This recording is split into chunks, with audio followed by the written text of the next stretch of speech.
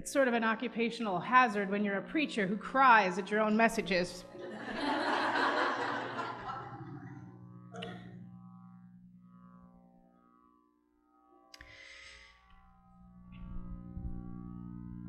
This Sunday and this passage have deep meaning for me. I think they probably do for many of us.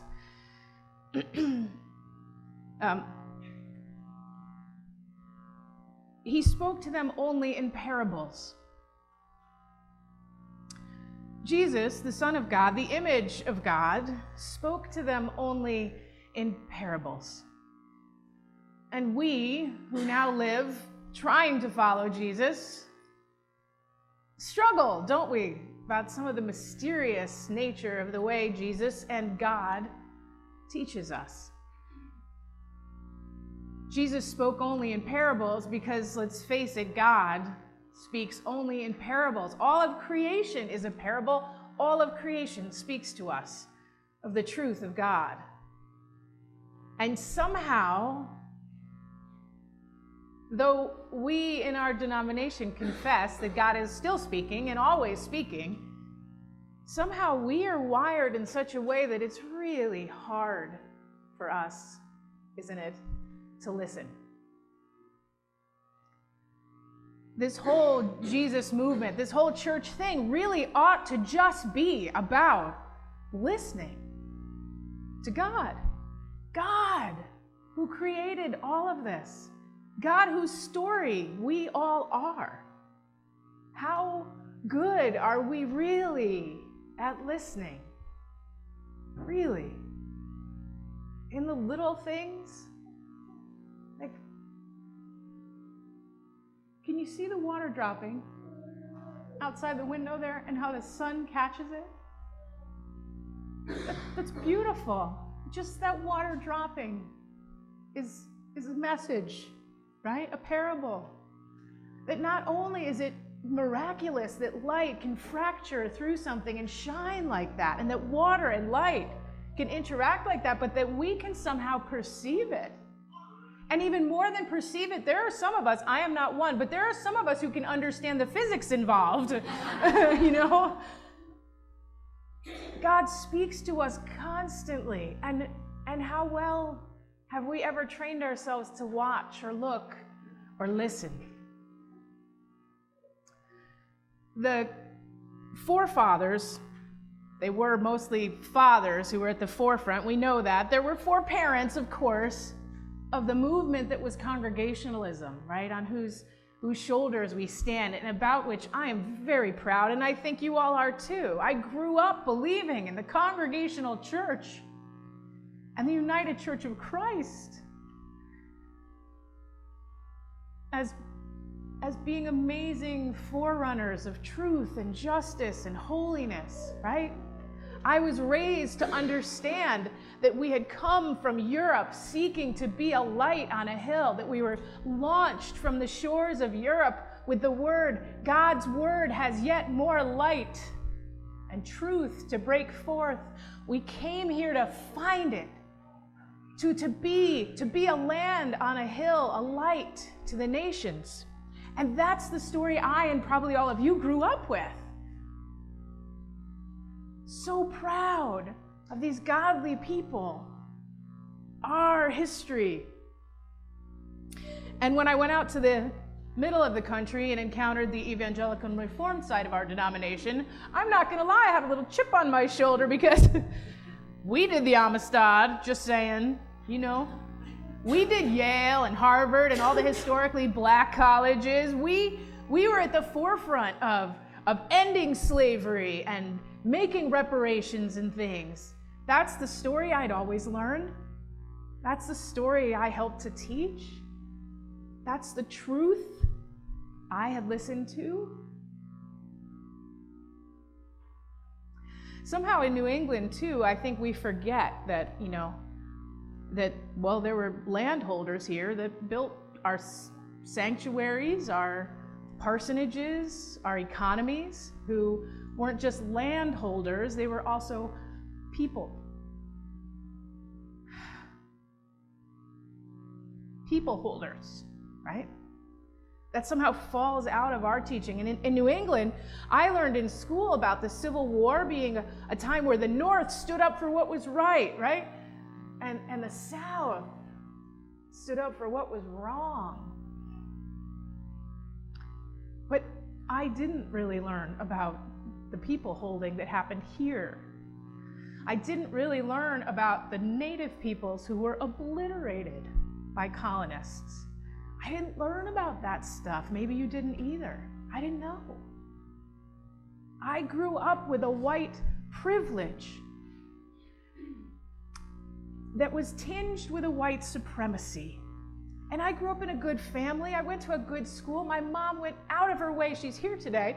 My mom went out of her way to expose me and my sister to other nationalities, to other ways of thinking and living. She always said, whoever you end up loving, just don't move too far away, which I did, but I came back.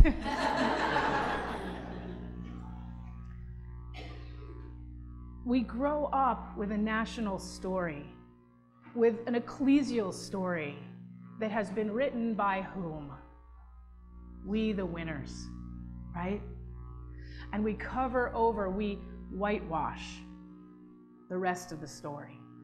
The colonists came here and they wanted good. They wanted to be God's people. They wanted to be a light on the hill. That's really where they came from. But when they got here, there were these other people already here. And they forgot a key teaching that the prophets spoke, not in parable, but very clearly to Israel. When Israel came out of their own exodus, when Israel, the scrappy little underdog people, the slaves in Egypt, when they came out of their slavery through their exodus and came to their own promised land, God said to them through the prophets, "Do not forget that you were once strangers in a strange land, and you always welcome the stranger among you." Our forebears who came here seeking their own exodus, right? Or their own promised land coming out of an exodus, who felt that they had been oppressed by unfair taxation. They had been oppressed by unfairly not being allowed to worship the way they wanted to. They had been oppressed because there was a government over them that would not let them thrive. They came to a new place, and in a new place, they were going to thrive. Their light was going to shine. But what about the people that were already here? We don't talk about that. We don't talk about that.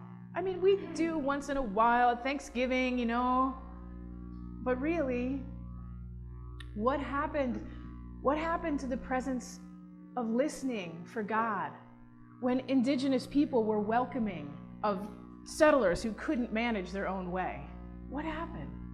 What happened when people started importing not just goods from other countries, but people? What happened when our early forebears wrote into our Constitution that, well, those people aren't really people. They're only a percentage of a person, right? What happened to our wanting to be the people of God? We got lost somewhere. We started to think that our way was, this is where the phrase comes from, supreme, was the best, the person who was the most right, the most correct, smelled the best, dressed the best, understood ownership of things the best, right? That was the white male, straight, land-holding Christian, and just Protestant Christian then, and not just Protestant, but Pilgrim-descended person. And everybody who was a step away from being the white male Protestant thing was a little bit less, because that white male Protestant person was really the image of God. And somehow everybody else was a little bit less than the image of God. And so even the white women became witches, and we killed some of them. And then people of color became heathen, savages, and we enslaved them or we killed them. And then people from other countries of color, even worse. And then we built an economy on their backs, and we said, we drew ourselves up by our bootstraps, and if you can't do it, then that's on you. If you were godly people, you'd have what we have, right? That's what we do. That's how we tell ourselves the story. And we're good people. We don't mean harm. We don't. It gets lost somewhere. And then we put it into paperwork, we create systems. So we send people of color off to war to fight for our nation. And when they come home having risked and given their lives, thank you, but really only the white soldiers are going to be able to get the special grants from the government that help to give them land, home ownership, access to the banks, access to schooling. You people of color, we thank you for your service, but here's a nice ghetto that you can go be in. And then when your population density and your lack of opportunity and all the things that we've done by penning you into a space means that you can't thrive, we go, wow, that's a shame. If you were more like us, things would be different. Things would be better for you. Good Christian people used scriptures to defend things like this. And we don't just do it across color lines or gender lines. We do it to the community of non-traditional anythings. Anybody who's a little bit different. If you're gay, if you're trans, if you're disabled, there must be something wrong with you because you're not like me. So God's a little less present. But I can give you a handout of the wealth I already have, and you should be grateful to me. And I feel really good when you are grateful to me when I give you a handout. But don't talk to me about changing these systems. Right? I didn't know most of this stuff. And it's still really raw for me, as you can see. So I was in St. Louis as a good liberal, progressive, New England, gay, UCC clergy person at a big steeple church, historic church. The first church on the other side of the river in the West to be congregational. It was an abolitionist church. It was a church that used to teach Black people to read during the Civil War, which was against the law. They were scrappy, so they taught Bible study, because then you had to teach people to read the Bible, but we weren't really teaching them to read, right? I thought this was a cool congregation. They'd been open and affirming for 10 years. And I was there about a year, and then Michael Brown was killed. And I stood up in the pulpit of this church, and I said, we cannot look away. And the next morning, I was in West Florissant with Tracy Blackman and Susan Talvey and a whole lot of clergy that I became very close to as we tried to figure out what it was to be the presence of God in the midst of that moment. And Tracy, as you know, has become a national officer in our denomination because her voice is so important. But oh, what she has suffered to be there. And I learned in that time a profound humbleness that I'm still processing about how much privilege I never knew I had and how empty the gospel I was preaching rings in moments like that, where a white patrolling officer who was known in the community, known in a very small neighborhood, a cul-de-sac, to be somebody who harasses people of color, harassed the kids all the time, comes in and kills one of the boys whose mom had gotten him through high school, graduated, and was about to start college. He was a good kid. And he lay in the street, as you know, uncovered, while his friends and his parents and local clergy couldn't go near, couldn't do anything in the hot sun. And immediately the police set up a whole operation to say that he deserved it, that his victimhood he deserved. You saw the videos that were put up on TV nationally about he had come into a local Five and Dime and stolen some cigarillos, and the police officer knew that, and then Mike messed with him. None of that actually happened. The police created things, spliced together videos, and created something that they put out on social media because they knew they'd messed up and they needed a cover story. We never enslaved indigenous people. African Americans in slavery were better off. They were glad to be enslaved because they were so much better off in slavery than they were on their own in their own families. And Mike was just a ruffian. He was just a kid who asked for it. And this poor white police officer, who, by the way, made thousands of dollars in a GoFundMe campaign set up for him, was just an innocent guy trying to do his job. And all the police in St. Louis, who then went on to do unspeakable things to people like me and other clergy and people that we knew. I know what happened. And I had never seen it before. So I didn't know those kinds of things did happen. I felt so foolish. I had been raised to be a good white liberal. The police are there for me. If you get lost, you go find a police officer. If something's wrong, you call the police. Not in West Ferguson, man.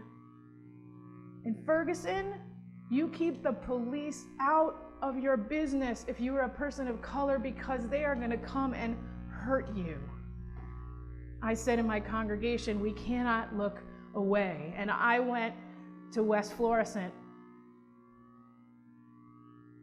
And at first, my congregation was very supportive because they were an abolitionist congregation. They'd been open and affirming for 10 years. But it didn't take long. It didn't take long. There are almost no clergy that were present in the congregations who responded to the Ferguson uprising. There are almost none of those clergy still serving their original congregations. By the 5-year mark, almost all of us had left, been asked to leave, resigned, had nervous breakdowns, developed PTSD and no longer serve in ministry at all, or moved into social justice work where they could actually be more engaged in direct action without a congregation pulling back on them. We are the people of Christ. We are the light on the hill. We preach a gospel of transformation, of freedom. I've always loved our story. And adjacent to me my whole life, adjacent to us, has been this other story that I never knew and I probably wouldn't have believed. And the people in my congregation, when I would come home from being on the street all night and tell them what militarized police had done with tanks in the face of little kids, clergy in robes, and soldiers with police badges, in body armor, with gas grenades, that they aimed at children and said they had to because the Clayton police chief told me that's the only language some people understand. Martin Luther King, we remember, and we talk about his nonviolence. We talk about the peacefulness of the man. We show the images of him. He's so beautiful. And we think that we understand what we're supporting. But I never knew. He lived in the midst of this, and much worse, he died. He died doing what he could only do. Standing up for the true gospel that frees everybody. Speaking out with the true voice of a liberator, of a Christ figure, of God. That's the story. White culture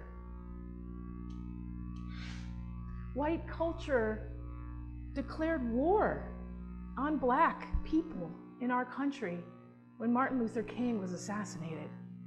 And that war is ongoing. And I very accidentally have been on the front lines, and I'm still not done processing my own naivete and privilege, the blindness that I had and still have. Jesus taught in parables. He said, there are seeds that get scattered. And I always thought, yeah. And sometimes if we've prepared our hearts, the seeds of faith will be poured in us and they'll sprout and we'll grow and we'll be faithful. But Jesus taught in parables. Do you hear me? The seeds are scattered. And like a great Greek poet said, and was requoted in Mexico and now in our own social justice movements in this country, they did everything they could. They tried to bury me, but they did not know I was a seed. They tried everything to bury me. What didn't they try? But they did not know I was a seed. Jesus taught in parables to tell his disciples, all that could hear him, you're a seed. And they're going to bury you. They're going to bury me. But the truth of God's kingdom, the truth of the belovedness of all humanity, that's going to grow. That's going to flourish. We, as white people living in a culture that has been whitewashed so we don't know on whose shoulders we've stood, in some ways don't matter, because the truth of God that's already present in the seeds of those who are God's most vulnerable, we can't keep that truth from growing. We just can't. It might take a few hundred years, and in people's time we might not notice the incremental change. But it's growing. It's growing. Ferguson planted a seed in my heart that's still growing. I hope that I can plant a seed in your hearts. Some of you have already planted additional seeds in mine. We're all here to fertilize the story of the truth together, right? If we can't name the truth, we can't reconcile ourselves to it and do the work of God's creation. That's why God is called the truth and the light and the way. If we fight the truth, if we put a basket over the light, if we turn away from the way, we can't walk with God in the truest way God calls us to walk. I get tired. I don't like telling this story. I much prefer the sermons where at the end people are laughing and happy. But today, Jesus is teaching us about parables. And after he had spoken the parable, he drew to him the ones that were closest. And he said, those with ears, let you hear. There are seeds planted among us. Sometimes the seeds planted are more important than the seeds planted in us. Sometimes. There was a night where I stood with a group of clergy and we were deciding what to do, because it had already gotten complicated because our congregations weren't really very comfortable with some of the things that were happening or that the news was reporting. And one of those things was shutting down highways, because good, stable, sensible people say you don't shut down a highway. What if ambulances need to get through? What if families need access? That's just selfish and destructive. And I'll tell you, a year before that conversation, I would have probably felt the same thing. But that day, I realized one of the other things that Dr. King said and others have said as well, and that is that riot, protest, is the voice of the voiceless, the voice of the unheard. Why do people shut down highways and and burn down 7-Elevens and destroy things in protest? Why can't they all be peaceful like Dr. King, who, by the way, had destruction happen in his protests too, but we don't talk about that anymore? People destroy things because that's the only way that we get white people's attention. Because as white people, we are socialized to believe that possessions, that land is more important than people, than lives. I didn't know that about myself, but when I really reflected on it, I realized it was true. And I stood in this room with these other clergy, and the youth activists were saying, we're going to go shut down the highway. And we were standing there going, what are we going to do? Because our congregations are not going to like this. And it came to me, and I just blurted out, I feel like our job is to point to the voice of God wherever God is speaking. And right now, God is speaking through these kids. And I don't understand everything God's saying and why God's saying it this way. All I can say is I see God there. And we got to go. And we got to protect those kids, because if we're not there with our collars and our robes and our stoles, the police are going to be a lot harder on them. And so even though our congregations were a lot harder on us, that's what we went and did. Nobody got hurt. We let the ambulances through. But that didn't get reported that way in the media. And it doesn't get reported that way in the history books. And it doesn't get reported that way in our church history. We have to listen deeply to see what the parables are telling us, where the truth really lies. I'm rambling because I'm too emotional, but I think you hear me. God is still speaking in the light on the waters, in the whispers in our hearts, in the voices of kids trying to be heard, in the messages of Martin Luther King we'll hear in a minute. Thanks be to God.